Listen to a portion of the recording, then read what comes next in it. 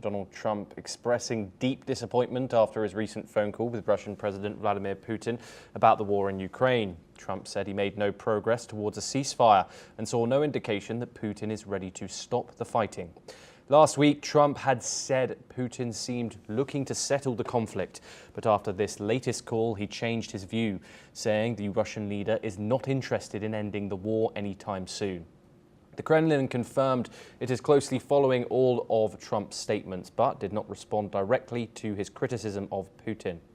Kremlin spokesperson Dmitry Peskov told Trump that Russia prefers to achieve its goals through political and diplomatic means, but will continue its special military operation for now.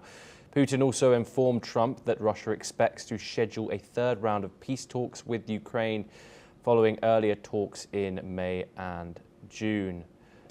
Glenn, what are your thoughts on Donald Trump's actions during this war? He famously said he was going to end the war in a single day before he was elected. That obviously hasn't happened. We're over 100 days of the Trump presidency now, and hostilities are increasing. More civilians seem to be dying on both sides. What are your thoughts on Donald Trump's efforts as a peacemaker in this conflict? You have to ask yourself, even from the beginning, whether he ever believed what he was saying. It seemed when he talked about his 24 hours that he believed he had some sort of special relationship with Putin, and he clearly had no grasp at all of how the war is actually going, what happens in the war, and what the ambitions of Putin were. And I mean, as a peacemaker in that respect, he's failed completely. And my feeling is that yesterday may well have been a turning point, in that for the first time he's actually been, genuinely snubbed by Putin and told we're keeping going. And so, his views on peace will come out in the next few days on how he sees his attempt to produce peace. But I still don't have any strength of conviction that he will actually turn against Putin. I still think that he will rather turn against Zelensky, who he probably sees as much easier meat for capitulation and for getting peace than Putin ever will.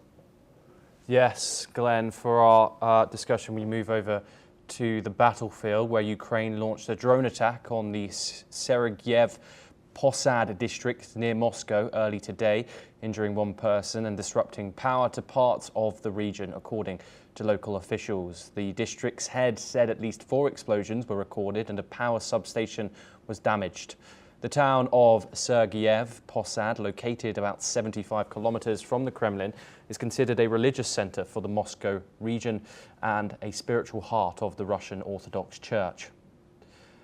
Glenn, we seem to hear a lot, obviously, of these military missions expanding, both on Ukraine, the Ukrainian side, and the Russian side. We've seen more Ukrainian attacks inside Russian territory in the recent months.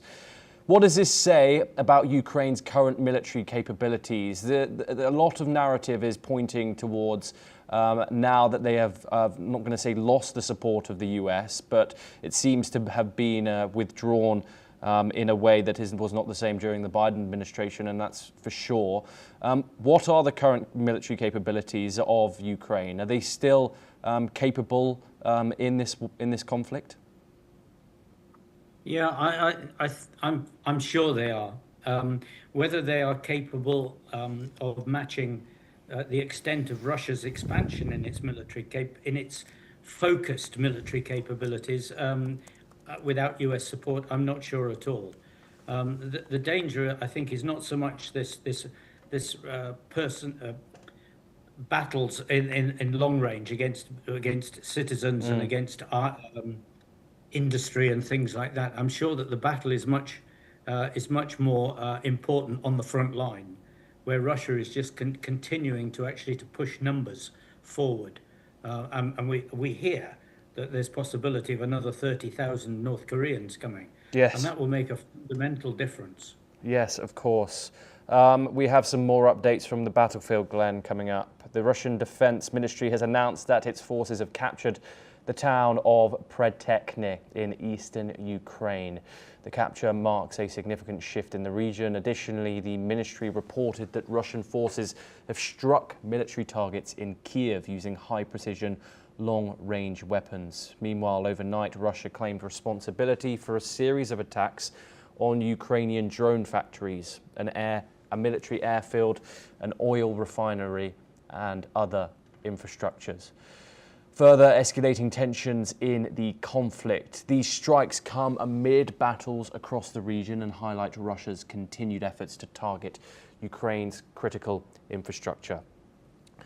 Glenn, what are your thoughts on how Russia is targeting infrastructure in the recent months of this war? We've obviously, they've said that they've targeted drone factories among other military sites.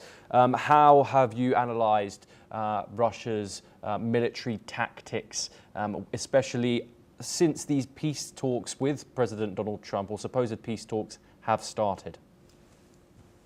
Well, I mean, yesterday's attack was clearly just a straightforward terror attack, and you can actually see that the Facebook this morning was awash with strikes on blocks of flats, and that it's been attacks against civilians have been the primary purpose for the last year, but it's actually getting worse, and the numbers of habitations being hit is increasing. So I don't see that Russia is striking at drone factories or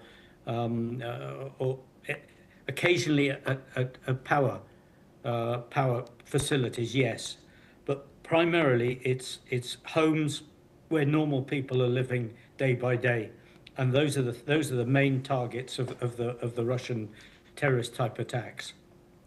Glenn Grant, thank you very, very much for joining us on the programme. It's always a pleasure to have you and your insight. We now move over to the Middle East.